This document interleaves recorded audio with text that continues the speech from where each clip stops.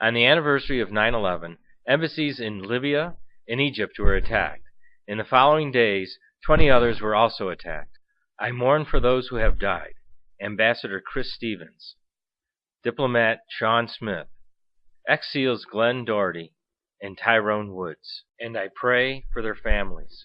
President Obama would have us believe that one man, Sam Bacile, who made a movie nobody saw, was the cause of all this. From our Cairo embassy, we heard the Embassy of the United States in Cairo condemns the continuing efforts by misguided individuals to hurt the religious feelings of Muslims, as we condemn efforts to offend believers of all religions. In rapid succession, Hilary Clinton, President Obama, Jay Carney, and Susan Rice pretty much repeated the same thing, forcing Sam Bacile to go into hiding. Some have sought to justify this vicious behavior along with the protest that took place at our embassy in Cairo yesterday as a response to inflammatory material posted on the internet.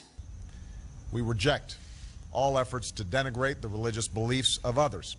What we do know is that the natural protests that arose because of the outrage over the video. This is a fairly volatile situation, and it is in response not to United States policy, not to, obviously, the administration, not to the American people. It is in response to a video, a film, but this is not a case of protests directed at the United States writ large or at U.S. policy. This is in response to a video that is offensive and to Muslims. What sparked the recent violence was the airing on the internet of a very hateful, very offensive video that has offended many people around the world. Only one American has offended Muslims?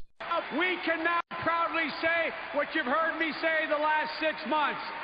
Osama bin Laden is dead and General Motors is alive.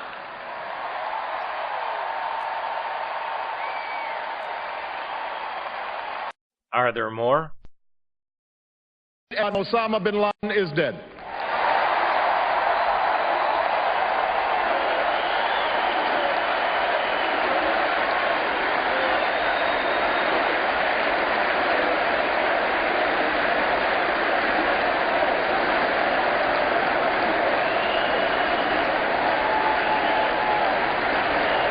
Was other offensive material being displayed?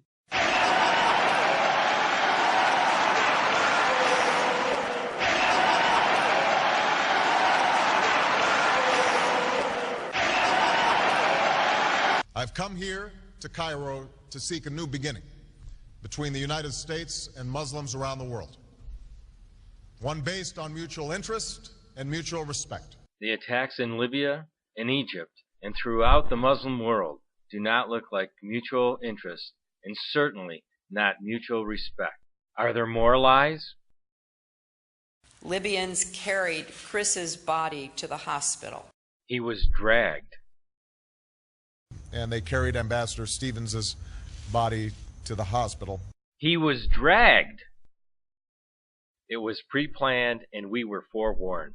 In an interview with NPR's Leila Fadel in Benghazi, President Mohamed Mugariyaf says foreigners infiltrated Libya over the past few months, planned the attack, and then used Libyans to carry it out.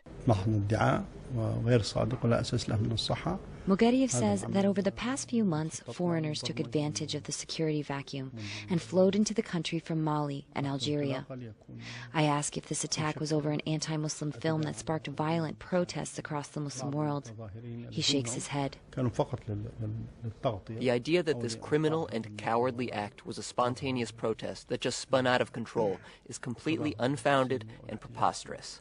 We firmly believe that this was a pre-calculated, pre-planned attack that was carried out specifically to attack the U.S. consulate.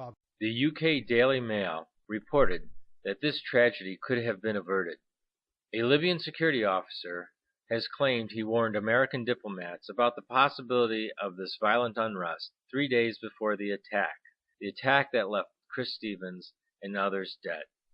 My heart goes out to them and their families. Was this an act of war?